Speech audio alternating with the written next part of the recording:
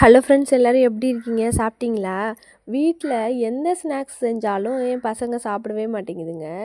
ஏதாவது ஹெல்த்தியாக செஞ்சு கொடுப்போன்னு அதையும் இதையும் மண்டையை போட்டு கசக்கி ஏதாவது ட்ரை பண்ணோன்னா டேஸ்ட்டாக தான் இருக்குது, ஆனால் சாப்பிட மாட்டேங்குதுங்க. ஏன்னா சாப்பிட்றதுக்கு முன்னாடியே நல்லா இல்லைம்மா, வேண்டாம்மா, பிடிக்கலம்மா அப்படின்னுது.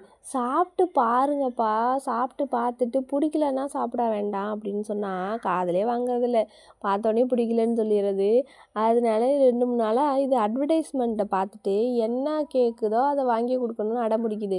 ஏதாவது பார்த்துட்டு கேட்குது டெய்லியும். நானும் வாங்கி தரேம்மா, வாங்கி தரேம்மான்னு சொல்லிகிட்டே இருந்தேன்னா, இது மேகி வேணும், மேகி வேணும்னு கேட்டுகிட்டே இருந்துச்சு. அதனால என் ஹஸ்பண்ட் வந்திருந்தாங்கல்ல, அப்போது வந்து வாங்கிட்டு வந்திருந்தாங்க இந்த வீட் நூடுல்ஸு.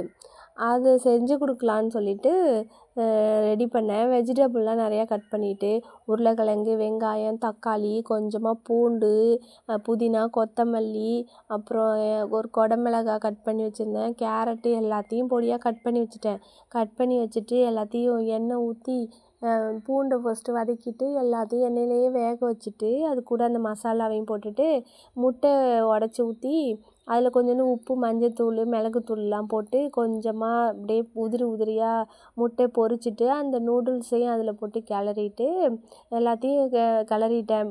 நூடுல்ஸ் மட்டும் கொஞ்சமாக உப்பு போட்டு எண்ணெய் ஊற்றி வேக வச்சுட்டேன். எப்போதும் பண்ணுற மாதிரி தான், ஒன்றும் ஸ்பெஷலாலாம் இல்லை. எல்லாத்தையும் கலந்து விட்டுட்டு அந்த சாஸ் எல்லாம் எதுவுமே ஊற்றல. ஆனால் செம்மையாக டேஸ்ட்டாக இருந்துச்சு. கொஞ்சமாக பிரியாணி மசாலா சேர்த்துக்கிட்டேன் இதில். நீங்களும் வேணால் ட்ரை பண்ணி பாருங்கள். ட்ரை பண்ணி பார்த்துட்டு எப்படி இருந்ததுன்னு கமெண்ட் பண்ணுங்கள். வீடியோ பிடிச்சிருந்தா லைக் பண்ணி சப்ஸ்கிரைப் பண்ணிக்கோங்க.